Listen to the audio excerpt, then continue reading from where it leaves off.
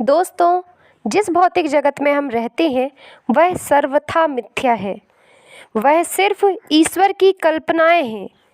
ऐसे ही ईश्वर की कल्पनाओं से ओत-प्रोत और भी जगत हैं।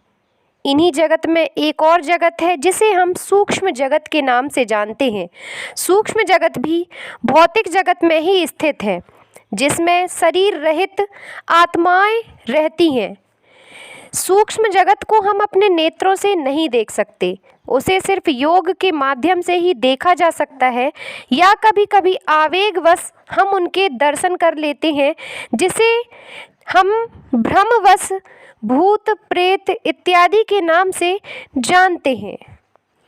दोस्तों, इस सूक्ष्म जगत में ऐसी आत्माएं निवास करती हैं जिनका दुर्घटनावश मृत्यु हो जाती है, जिसे हम अकाल मृत्यु के नाम से जानते हैं।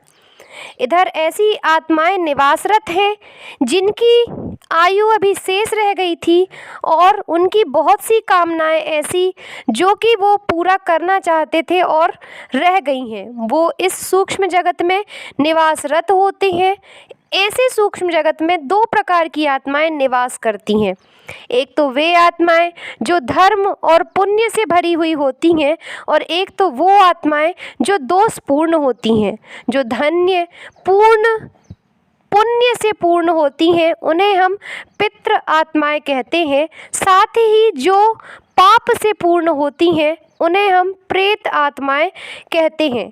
तो दोस्तों, आज हम अपनी प्रस्तुति के माध्यम से आपको यह बताने वाले हैं कि आकर अकाल मृत्यु किसी की हो जाती है तो उसे मुक्ति प्रदान करने के लिए हमें कौन से 5 उपाय करने हैं। तो दोस्तों, वीडियो को अंत तक ज़रूर देखें। अगर अभी तक आपने हमारे चैनल की सदस्यता ग्रहण नहीं की है तो चैनल को सब्सक्राइब ज़रूर कर लें। दोस्तों, गरुड़ पुराण में ये बताया गया है कि पितृ आत्माएं जो होती हैं वह अपनी आयु तक, जितनी आयु है उनकी, अर्थात अगर किसी की आयु 70 वर्ष है और वह 40 वर्ष में ही दुर्घटनावश मर जाता है तो 70 वर्ष की आयु तक वह सूक्ष्म जगत में निवास करता है। इसके पश्चात पितृ आत्माएं जिनका श्राद्ध हो चुका होता है वह मुक्ति को प्राप्त कर लेती हैं, परंतु जो दोषपूर्ण आत्माएं होती हैं और जो प्रेत रूप में रहती हैं वह सूक्ष्म जगत में अनंत काल तक अंधेरे में ही भटकती रहती हैं, क्योंकि उनकी बहुत सी ऐसी कामनाएं होती हैं जो पूर्ण नहीं होती। ऐसी आत्माओं को हमें अपराध से मुक्त कराने और साथ ही वे पितरात्माएं जिनकी मुक्ति नहीं हो पाती उन्हें भी मुक्ति दिलाने हेतु हमें ये 5 उपाय करना चाहिए, जिनमें पहला नियम है हमें उन आत्माओं की शांति के लिए, उन्हें मुक्ति प्रदान करने के लिए गीता का पाठ कराना चाहिए। यही नहीं दोस्तों, गीता का पाठ हमें मन ही मन में भी उनका ध्यान करते हुए करना चाहिए, जिससे उन्हें मुक्ति मिल सके। दोस्तों, दूसरा उपाय है हमें प्रत्येक अमावस्या को, जब तक कि हम उनका श्राद्ध नहीं कर देते, अमावस्या के दिन हमें ब्राह्मणों को भोज कराना चाहिए, जो कि उनके नाम पर ही रखा जाएगा। ऐसा करने से उनकी आत्माओं को तृप्ति प्राप्त होती है और भगवान खुश होकर उन्हें मोक्ष प्रदान करते हैं। दोस्तों, इसका तीसरा उपाय है हमें भगवान कृष्ण और भगवान शिव की आराधना करनी है। साथ ही भगवान शिव और भगवान कृष्ण के जितनी भी प्रार्थनाएं हैं उनके नाम से करानी चाहिए, और साथ ही हमें श्री कृष्ण और श्री शिव को प्रसन्न करने के लिए जो उपाय हों वह करना चाहिए।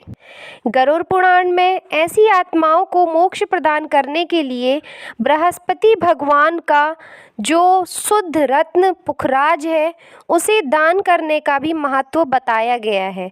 ऐसा करने से भी ऐसी भटकती आत्माओं को शांति मिलती है। तो हमें बृहस्पति भगवान के रत्न पुखराज का दान करना चाहिए।